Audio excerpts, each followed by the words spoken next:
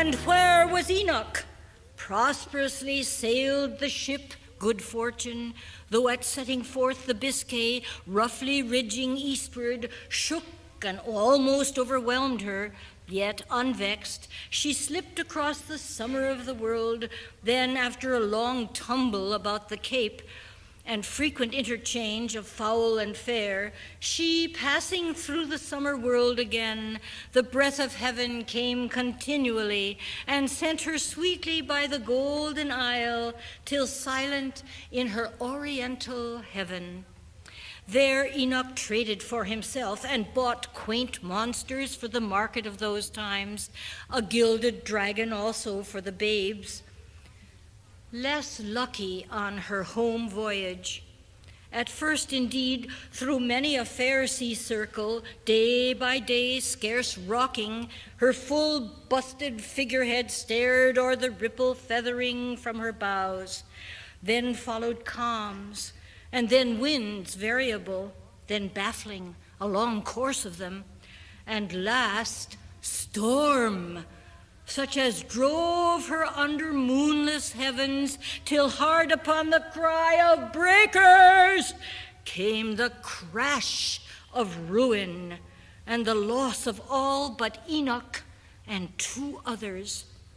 Half the night, buoyed upon floating tackle and broken spars, these drifted, stranding on an isle at morn, rich, but the loneliest in a lonely sea. No want was there of human sustenance, soft fruitage, mighty nuts, and nourishing roots, nor save for pity was it hard to take the helpless life so wild that it was tame. There, in a seaward gazing mountain gorge, they built and thatched with leaves of palm a hut, half native cavern. So the 3, set in this Eden of all plenteousness, dwelt with eternal summer, ill content. For one, the youngest, hardly more than a boy, hurt in that night of sudden ruin and wreck, lay lingering out a 5 years' death in life. They could not leave him. After he was gone, the 2 remaining found a fallen stem, and Enoch's comrade, careless of himself, fire-hollowing this in Indian fashion, fell sun-stricken, and that other lived alone. In those 2 deaths, he read God's warning, wait. The mountain wooded to the peak, the lawns and winding glades high up like ways to heaven, the slender cocoa's drooping crown of plumes, the lightning flash of insect and of bird, the luster of the long convolvuluses that coiled around the stately stems and ran even to the limit of the land, the glows and glories of the broad belt of the world, all these he saw.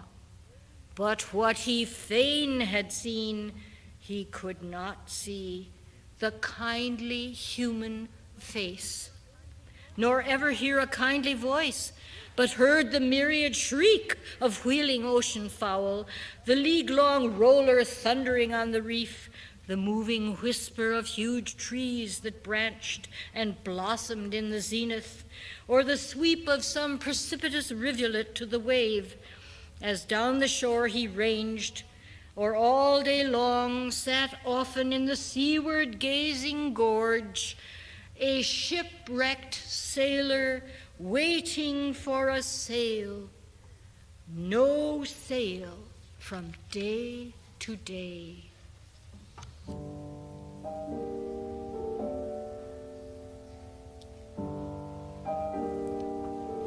But every day the sunrise broken into scarlet shafts among the palms and ferns and precipices, the blaze upon the waters to the east, the blaze upon the island overhead, the blaze upon the waters to the west, then the great stars that globed themselves in heavens, the hollower bellowing ocean, and again the scarlet shafts of sunrise. But no sail.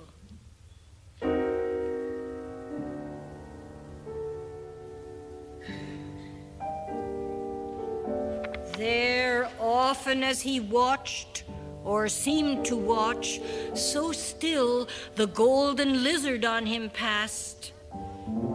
A phantom of many phantoms moved before him, haunting him, or he himself moved haunting people, things, and places, known for in a dark isle beyond the line, their babble, Annie, the small house, the climbing street, the mill, the leafy lanes, the peacock yew tree, the horse he drove, the boat he sold, the chill November dawns and dewy gleaming dawns, the gentle shower, the smell of dying leaves, and the low moan of leaden-colored seas.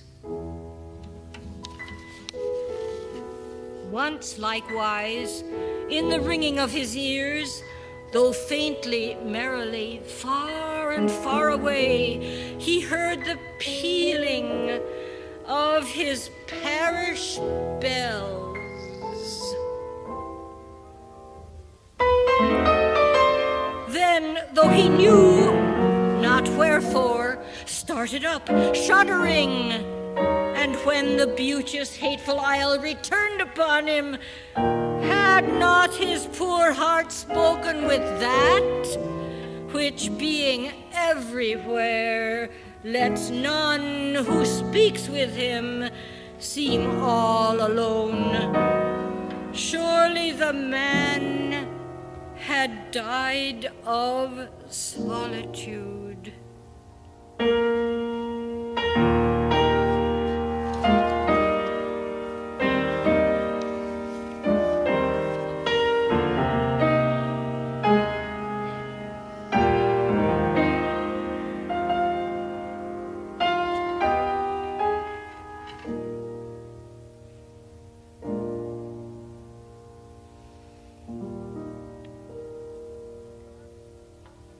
Thus, over Enoch's early silvering head, the sunny and rainy seasons came and went year after year. His hopes to see his own and pace the sacred old familiar fields not yet had perished, when his lonely doom came suddenly to an end. Another ship, she wanted water, blown by baffling winds, like the good fortune from her destined course, stayed by this isle, not knowing where she lay. For since the mate had seen at early dawn, across a break on the mist-wreathen isle, the silent water slipping from the hills, they sent a crew that landing burst away in search of stream or fount, and filled the shores with clamor. Downward from his mountain gorge stepped the long-haired, long-bearded, solitary, brown, looking hardly human, strangely clad, muttering and mumbling, idiot-like it seemed, with inarticulate rage, and making signs they knew not what. And yet he led the way to where the rivulets of sweet water ran, and ever as he mingled with the crew and heard them talking, his long bounden tongue was loosened till he made them understand, whom, when their casks were filled, they took aboard. And there the tale he uttered brokenly, scarce credited at first, but more and more amazed and melted all who listened to it. And clothes they gave him, and free passage home. But off he worked among the rest and shook his isolation from him. None of these came from his country or could answer him if questioned aught of what he cared to know, and dull the voyage was, with long delays, the vessel scarce seaworthy, But evermore his fancy fled before the lazy wind returning, till beneath a clouded moon he, like a lover down through all his blood, drew in the dewy, meadowy morning breath of England, blown across her ghostly wall. And that same morning, officers and men levied a kindly tax upon themselves, pitying the lonely man, and gave him it. Then, moving up the coast, they landed him even in that harbor whence he sailed before. There Enoch spoke no word to anyone, but homeward. Home! What home? Had he a home? His home. He walked. Bright was that afternoon, sunny but chill, till drawn through either chasm, whether either haven opened on the deeps, rolled a sea haze and whelmed the world in gray, cut off the length of highway on before, and left but narrow breadth to left and right, on withered holt or tilth or pasturage. On the nigh naked tree the robin piped, was growing duller twilight to the hill. There he sat down, gazing on all below. There he did think of 1,000 memories, unspeakable for sadness. By and by, the ruddy square of comfortable light, far blazing from the rear of Philip's house, allured him, as the beacon blaze allures the bird of passage, till he madly strikes against it and beats out his weary life. For Philip's dwelling fronted on the street, the latest house to landward, but behind, with one small gate that opened on the waste, flourished a little garden, square and walled, and in it throve an ancient evergreen, a yew tree, and all around it ran a walk of shingle, and a walk divided it. But Enoch shunned the middle walk and stole up by the wall behind the yew, and thence that which he better might have shunned, if griefs like his have worse or better. Enoch saw, for cups and silver on the burnished board sparkled and shone. So genial was the hearth, and on the right hand of the hearth he saw Philip, the slighted suitor of old times, stout, rosy, with his babe across his knees, and o'er her second father stooped a girl, a later but a loftier Annie Lee, fair-haired and tall, and from her lifted hand dangled a length of ribbon and a ring to tempt the babe, who reared his crazy arms, caught at and ever missed it. And they laughed. And on the left of the hearth he saw the mother glancing often toward her babe, but turning now and then to speak to him, her son, who stood beside her tall and strong, and saying that which pleased him, for he smiled.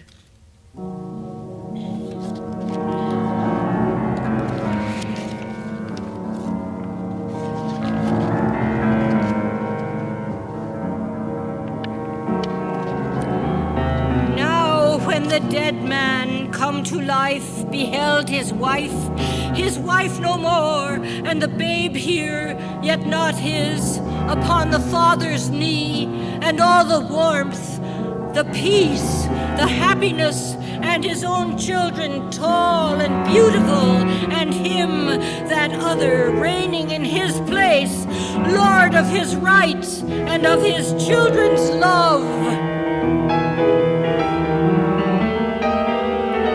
Then he, though Miriam Lane had told him all, because things seen are mightier than things heard, staggered and shook, holding the branch, and fearing to send abroad a shrill and terrible cry, which in one moment, like the blast of doom, would shatter all the happiness of the hearth. He therefore, turning softly like a thief, lest the harsh shingle would grate underfoot, and feeling all along the garden wall, lest he should swoon and tumble and be found, swept to the gate and opened it and closed as lightly as a sick man's chamber door behind him, and came out upon the waste. And there he would have knelt, but that his knees were feeble, so that falling prone, he dug his fingers into the wet earth and prayed.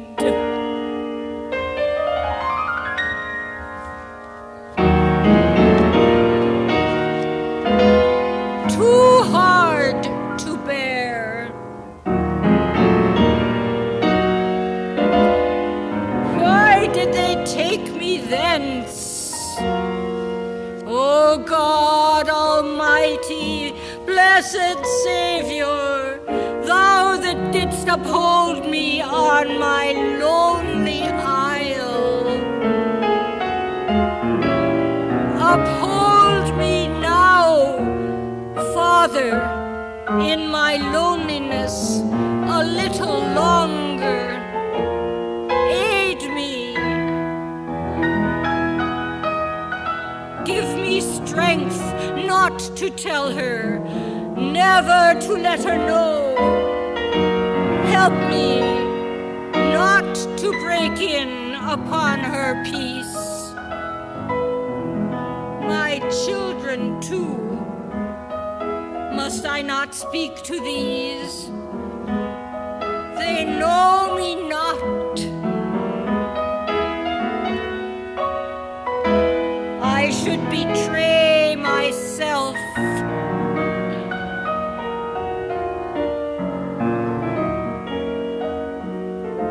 Never. No father's kiss for me. The girl so like her mother. And the boy, my son.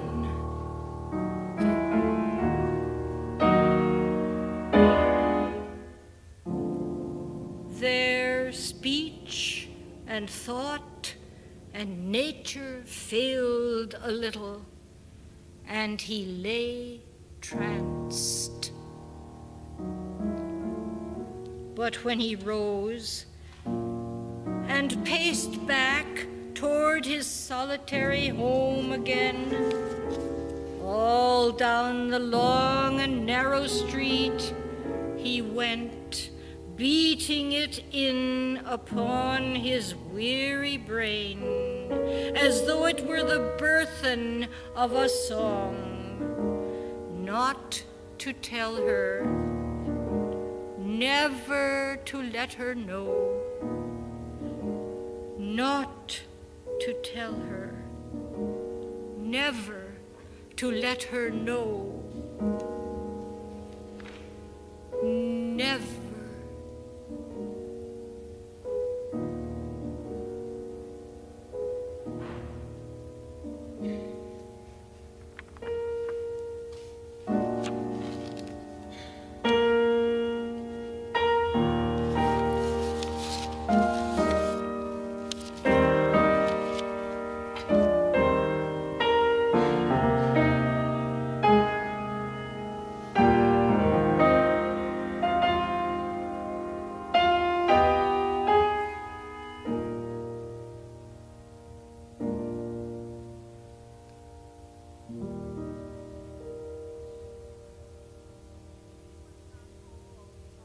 He was not all unhappy.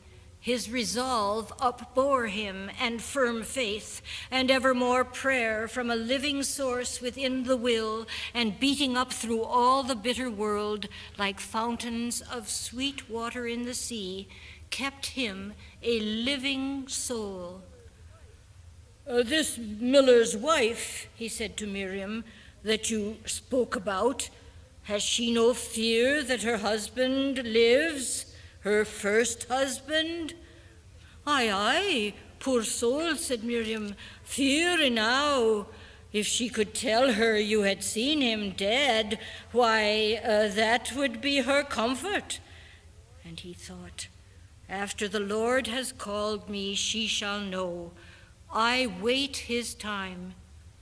And Enoch set himself, scorning an alms, to work whereby to live. Almost to all things could he turn his hand.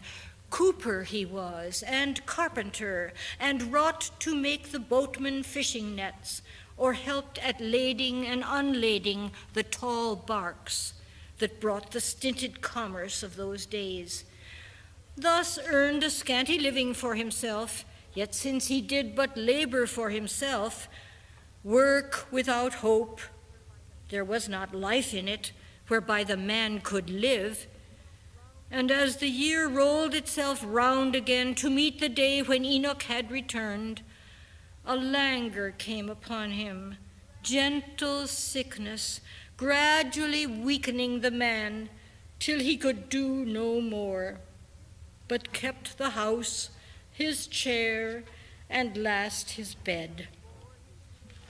And Enoch bore his weakness cheerfully, for sure no gladlier does the stranded wreck see through the gray skirts of a lifting squall the boat that bears the hope of life approach to save the life despaired of, than he saw death dawning on him and the close of all. For through that dawning gleamed a kindlier hope on Enoch, thinking, after I am gone, then may she learn I loved her to the last. He called aloud for Miriam Lane and said, Woman, I have a secret, only swear. Before I tell you, swear upon the book not to reveal it till you see me dead. Dead, clamored the old woman. Hear him talk? I warrant, man, that we shall bring you round. Swear, added Enoch sternly, on the book. And on the book, half frighted, Miriam swore. Then Enoch, rolling his gray eyes upon her, did you know Enoch Arden of this town? Know him, she said. I knew him far away. I mind him coming down the street, held his head high and cared for no man, he. Slowly and sadly, Enoch answered her, his head is low, and no man cares for him. I think I have not 3 days more to live. I am the man. At which the woman gave a half incredulous, half hysterical cry. You, Arden, you, nay, sure he was a foot higher than you be. Enoch said again, my God has bowed me down to what I am. My grief and solitude have broken me. Nevertheless, know you that I am he who married, but that name has twice been changed. I married her who married Philip Ray. Sit, listen. Then he told her of his voyage, his wreck, his lonely life, his coming back, his gazing in on Annie. As the woman heard, fast flowed the current of her easy tears, while in her heart she yearned incessantly to rush abroad all round the little haven, proclaiming Enoch Arden and his woes. But awed and promise-bounden, she forbore, saying only, see your bairns before you go. Let me fetch 'em, Arden, and arose, eager to bring them down. For Enoch hung a moment on her words, but then replied, woman, disturb me not at the last, but let me uphold my purpose till I die. Sit down again, mark me, and understand while I have power to speak.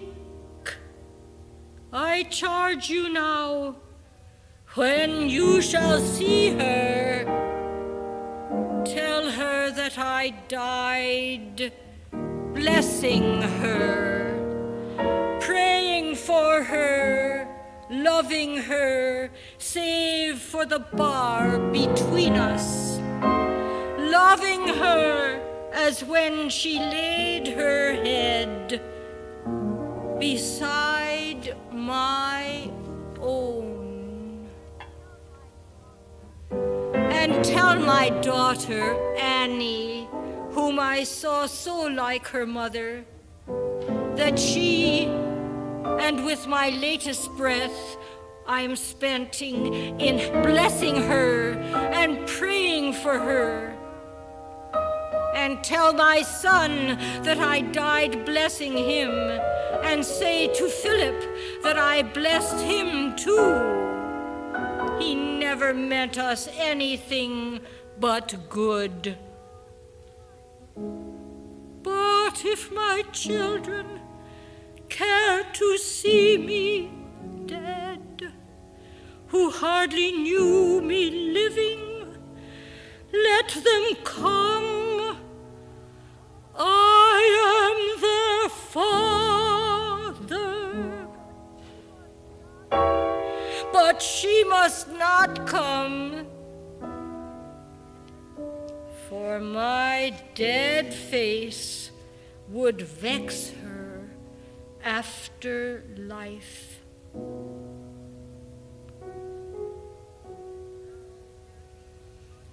And now there is but one of all my blood who will embrace me in the world to be. This hair is his. She cut it off and gave it. And I have borne it with me all these years, and thought to bear it with me to my grave. But now my mind is changed, for I shall see him, my babe in bliss. Wherefore, when I am gone, give her this, for it may comfort her. It will moreover be a token to her that I am he.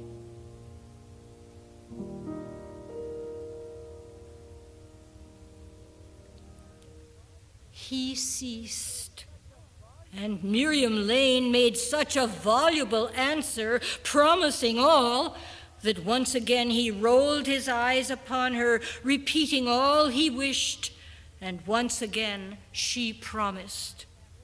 Then the third night after this, while Enoch slumbered motionless and pale, and Miriam watched and dozed at intervals, there came so loud a calling of the sea that all the houses in the haven rang.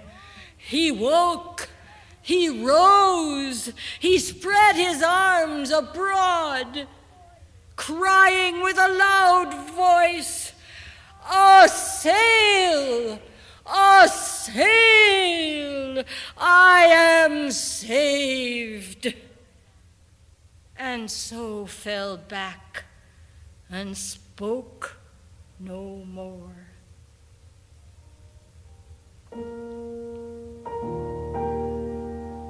So passed the strong, heroic soul away. And when they buried him, the little port had seldom seen a costlier funeral